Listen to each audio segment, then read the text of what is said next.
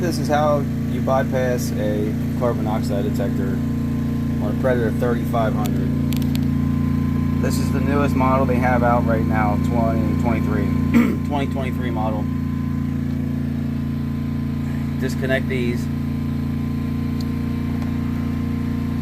which run to your CO detector. And on this one, you'll find a gray and a red. I use one of these clips and just connect both of them so it runs in a loop.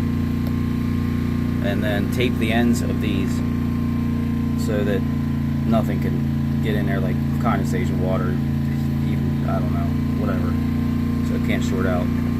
Tape all of them. Do not plug them back together, and then put your panel back on, and you can run it inside if you want, if you want to, but I don't recommend that. Thank you.